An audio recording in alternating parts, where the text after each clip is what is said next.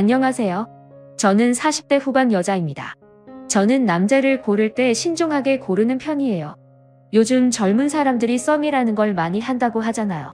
제 성격에는 상상도 할 수 없는 일이죠. 확실한 성격이라 그런 것도 있지만 엄마의 영향도 컸어요. 사실 엄마는 아빠한테 속아서 결혼했거든요. 아빠가 엄마에게 빠지는 바람에 재산이며 직장이며 모든 걸 숨겼어요. 물론 사랑해서 그랬다고 할 수는 있지만 엄마 입장에서는 믿었던 사람이 자신을 속인 거나 마찬가지잖아요. 그게 너무 억울하셨던 나머지 어릴 때부터 저에게 남자 믿지 말라 하곤 하셨죠. 그런 모습을 보고 자란 저였기에 남자를 고를 때는 그 누구보다 신중할 수밖에 없었죠. 처음 남자를 만나게 된 건 대학생 때였어요. 제 친구들은 학창시절에 한 번씩 연애를 해봤지만 저는 성인이 되기 전까지 남자와 교제할 마음이 없었거든요. 대학생이 되고 나서도 딱히 연애할 마음은 없었어요. 동기 남자들 중에 저를 좋아해서 고백하는 사람도 꽤 있었어요. 그런데 왠지 20살 남자들은 어려 보이더군요. 물론 저도 20살이긴 하지만 그래도 제 눈엔 동갑 남자애들은 아직 어려 보였어요. 무엇보다 20살 남자는 신중함이라고는 1도 찾아볼 수 없었죠. 저에게 고백했다가 차이면 다른 동기한테 가서 고백하곤 했었어요. 신중한 저로서는 그런 남자와는 도저히 사귈 수 없었죠. 그런데 선배들 중에 남자로 느껴지는 선배가 있었어요. 제가 그리던 이상형에 조금 가깝긴 했지만 그렇다고 마음을 빼앗길 정도는 아니었죠. 전 외형보다 내면을 보던 사람이었기에 이상형이라고 해도 단번에 빠지거나 하지는 않았어요. 그런데 그 선배는 외형뿐만 아니라 내면도 따뜻한 사람이었어요. 그래서 후배들한테 인기가 많았어요. 발렌타인데이가 되면 그 선배 사물함에는 초콜릿으로 가득 차곤 했었죠. 사실 저도 주고 싶은 마음은 있었지만 너무나도 인기가 많았기에 쉽사리 다가갈 수 없었답니다. 하루는 신입생들이 인사를 안 한다고 단체를 귀합을 받는 날이 있었어요. 학번마다 귀합 주는 선배가 정해져 있거든요. 그런 선배들은 꼰대들이 많았어요. 선배라는 권유를 내세워서 후배들을 마음대로 하곤 했죠.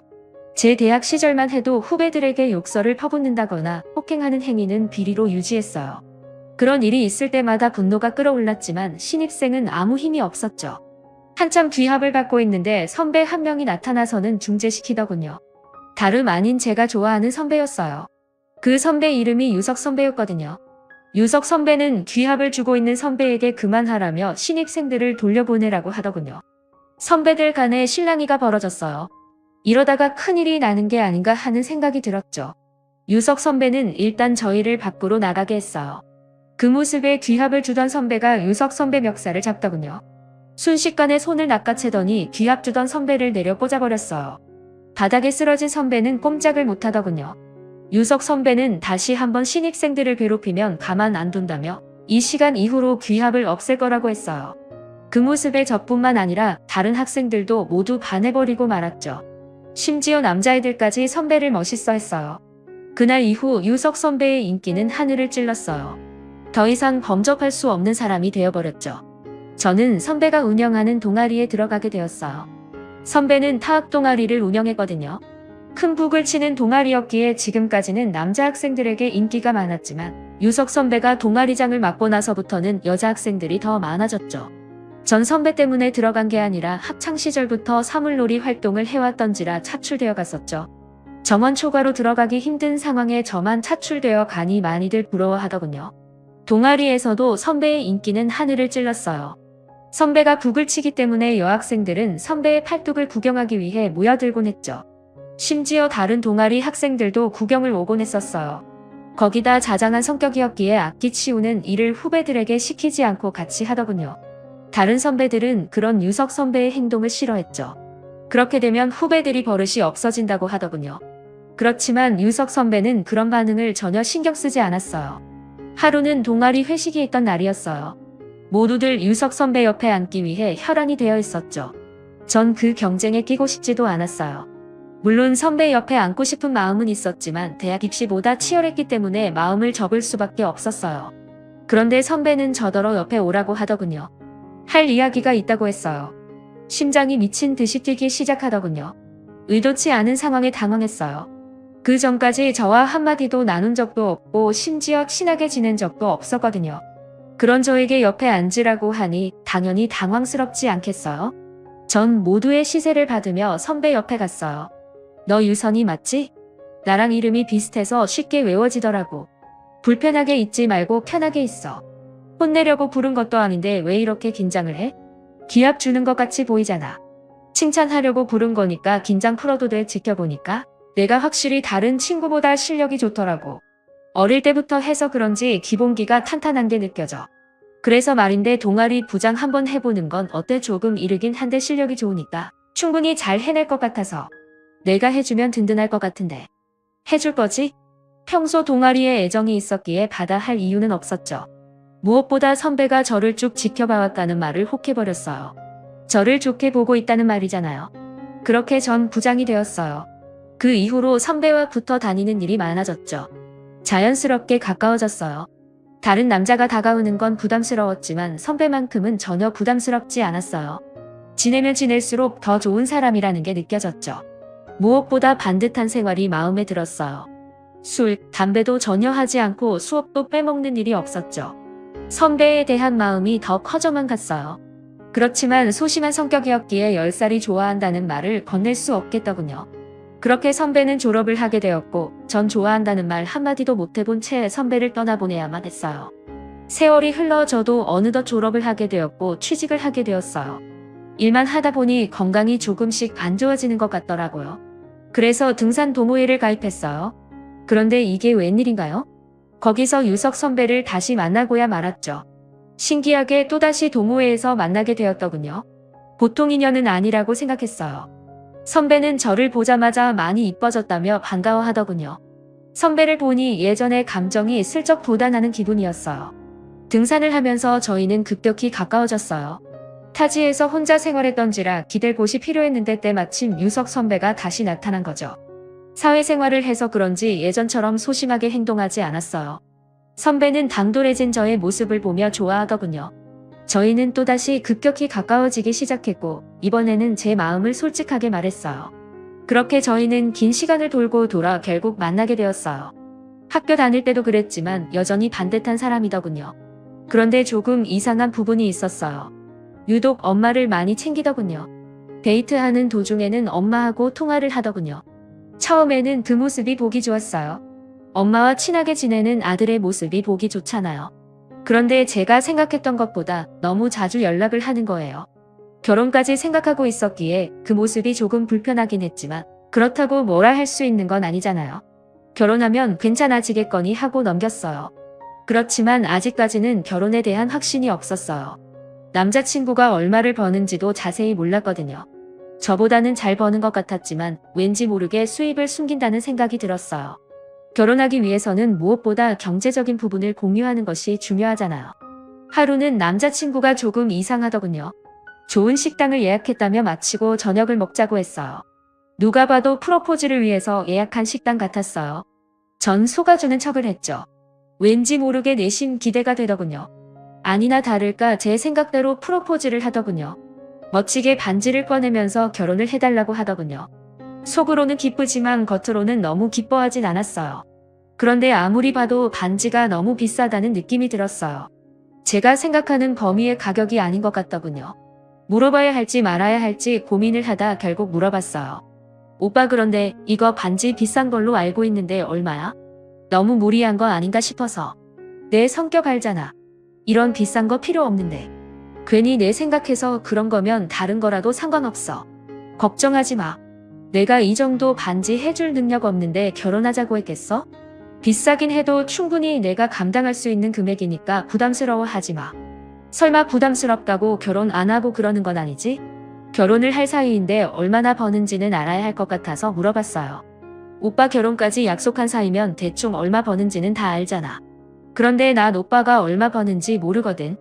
반지 사는 거며 하고 다니는 거 보면 내가 생각하는 것보다는 훨씬 많이 버는 것 같다는 생각이 들어서. 도대체 얼마를 벌면 그런 반지를 살 수 있는 거야? 너 지금 나 의심하는구나. 충분히 그럴 수 있지. 일반 회사원 치고는 내가 좀 많이 쓰긴 해. 그런데 걱정할 필요 없어.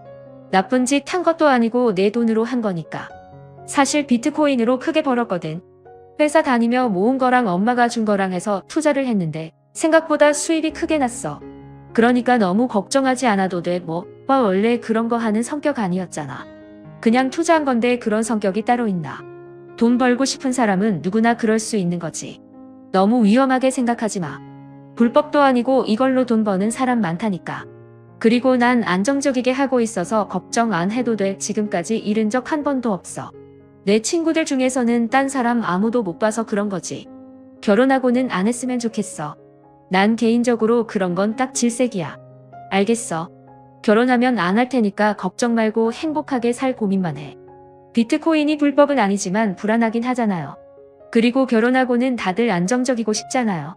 남편이 비트코인을 한다면 좋아할 부인이 어디 있겠어요. 결혼을 하면 절대 손재지 않을 거라는 확답을 받아낸 뒤 저희는 결혼을 하게 되었습니다. 생각보다 신혼집 구하는데 어려움을 겪었던지라 잠시 동안은 오빠가 살던 집에 머무르기로 했어요. 좁은 집에 같이 살다 보니 불편한 점이 한두 가지가 아니더군요. 어서 빨리 집을 구해 나가야겠다는 생각뿐이었어요. 그런데 오빠는 집을 구할 생각이 전혀 없어 보이더군요. 거기다 하루 종일 핸드폰만 만지고 있었죠. 제가 알던 옛날의 모습이 아니었어요. 같이 있을 때나 밥을 먹을 때도 온통 핸드폰만 바라보고 있었어요. 하루는 핸드폰을 뺏어서 봤죠. 제 생각대로 비트코인을 하고 있다군요. 결혼 전 하지 않겠다는 약속을 어긴 것이었죠. 오빠 내가 이거 하지 말라고 했지. 결혼하자마자 약속을 어기면 어떡해? 이런 사람인 줄 알았으면 진작에 결혼 약속하지 않았어. 원래 이런 사람 아니었잖아. 도대체 비트코인이 뭐라고 사람을 이렇게 만들어 놓는 거야. 유선아 걱정 마. 이번 상승만 끝나면 바로 뺄 거야. 내가 혼자 좋으려고 이러는 줄 알아? 우리 신혼집은 남부럽지 않은데 가야 할 거 아니야. 이번만 잘 버티면 좋은 아파트 장만할 수 있으니까 걱정 말고 조금만 기다려줘. 이것만 끝나면 절대로 안 할게. 맹세한다니까? 미쳤어? 거기 우리 신혼집 돈까지 다 넣었다는 거야. 거기 오빠 돈만 있는 거 아니잖아. 도저히 못 참아. 어서 빼. 당장 그 돈 안 빼면 나 오늘이라도 이혼할 수 있어. 내가 무슨 도박을 하는 것도 아니고 왜 그러냐? 그리고 지금까지 한 번도 잃은 적 없다고. 난 항상 안전하게 하니까 잃을 거 없어. 흥분 가라앉히고 한 번만 딱 믿어주라. 내가 보기에는 내가 너무 세상 물정을 모르는 것 같아. 요즘 같은 시국에 코인안 하는 사람이 어디 있냐? 그러지 말고 이번 한 번만 딱 눈 감아주라. 어떻게 해서든 원금은 안 잃게 해놨으니까 걱정 안 해도 돼. 원금은 건칠 수 있다는 말에 폭하더군요. 결국 저는 조금 지켜보기로 결심했죠. 원금만 잃지 않는다면 나쁜 장사는 아니라고 생각했거든요. 어쩔 수 없이 지켜보기로 마음먹었죠. 그러던 어느 날 퇴근 시간이 지났는데도 들어오질 않더군요. 연락을 해도 받지 않았어요. 밤늦게 되도록 아무 소식이 없더라고요. 점점 불안해지기 시작했어요. 남편과 연락이 닿을 수 있는 사람은 모조리 다 해봤지만 아무도 남편의 행방을 아는 사람은 없었어요.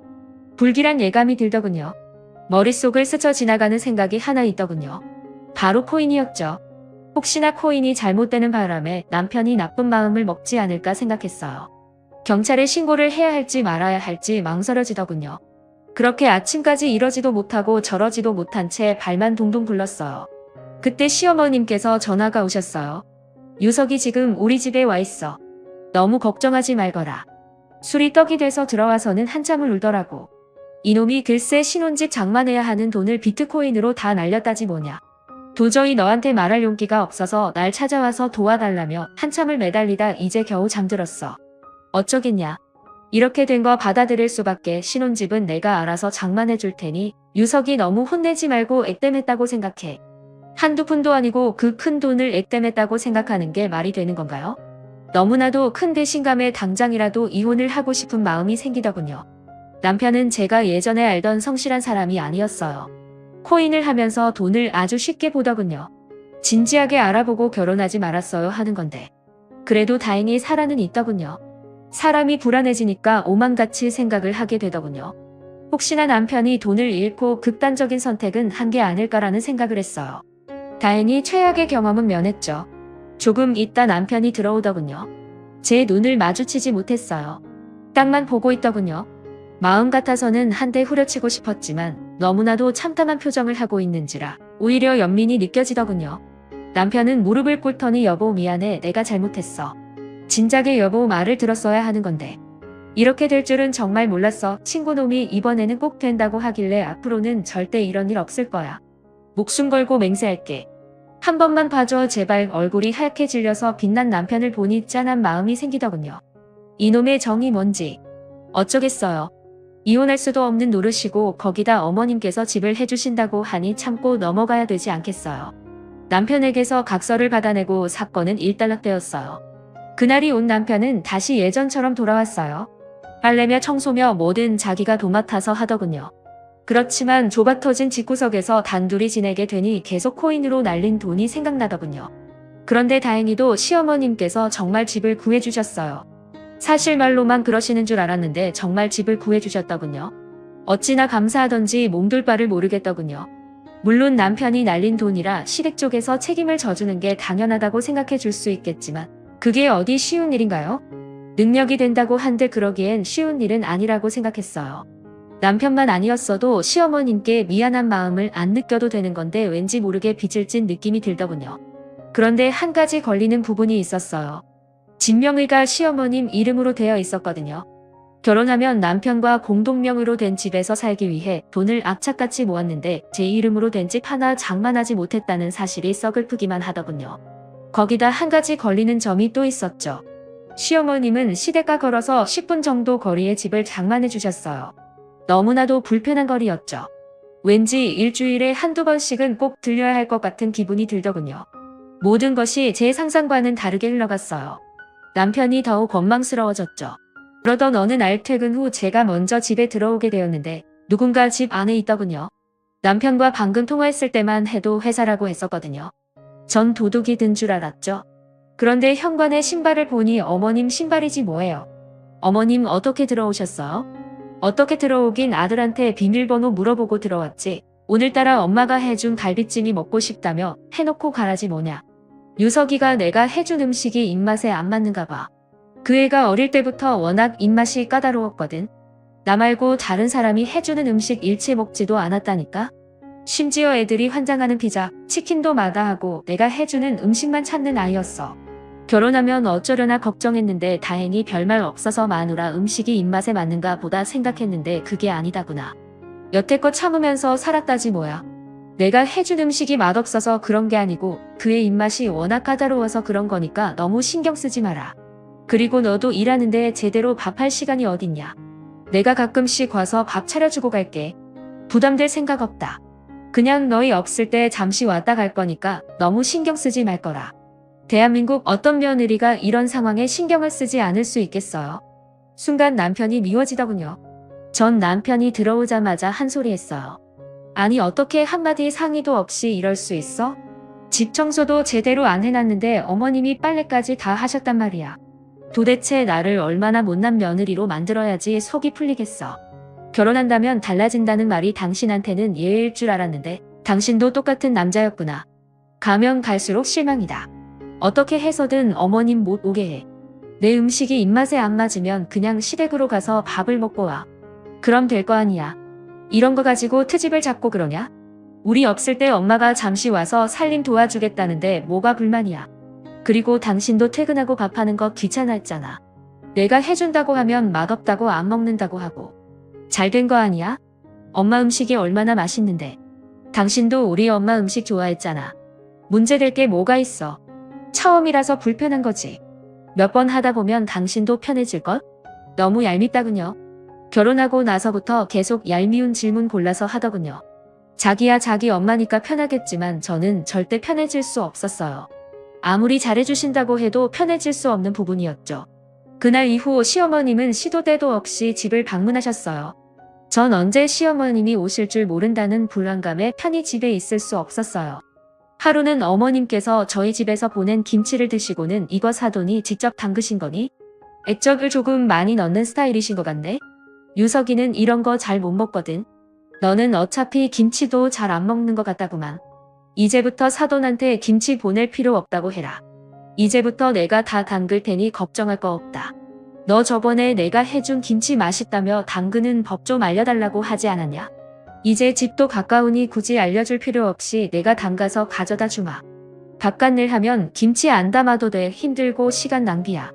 제가 김치를 잘 먹는 편은 아니지만 그래도 가끔씩은 먹거든요. 시엄마 김치는 예의상 맛있다고 한 거지 제 입에 맞는 건 친정엄마가 해준 김치였어요. 그런데 어쩌겠어요.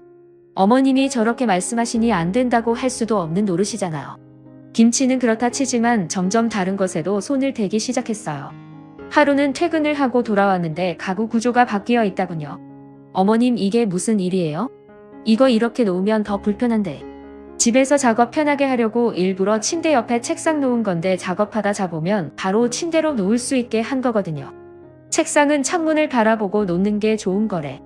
탁 트인 경치를 바라봐야지 좋은 기운이 들어온다는구나.